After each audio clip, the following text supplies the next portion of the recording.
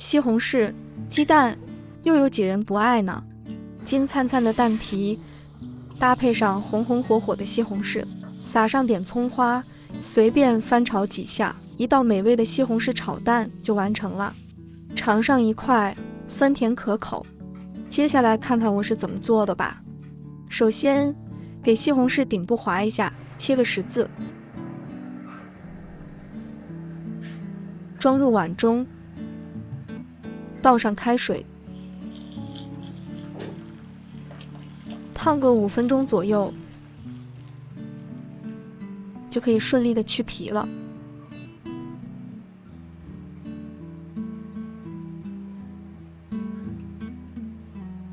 去皮后的西红柿炒蛋，吃起来口感也会更好。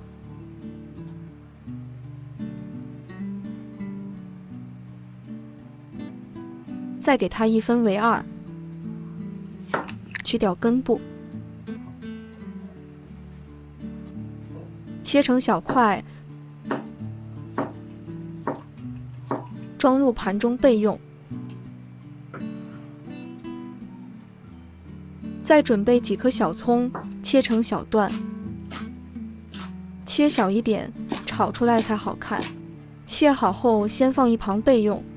再准备3个鸡蛋，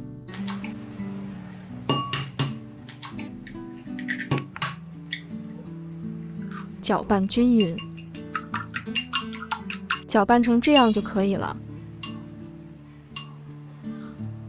锅中加油，转动一下，让锅底沾满油。油温7成热，倒入鸡蛋液，轻轻地转动一下锅，防止底部沾上，让中间的蛋液流出来，就可以翻面了。火不要太大，否则很容易糊。等鸡蛋液定型，再给它打散，就可以先盛起来了。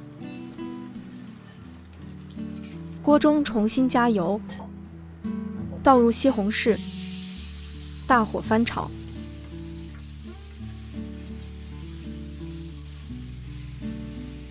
西红柿受热后就会慢慢变软，这个过程需要大概2分钟左右。加点盐，接着翻炒。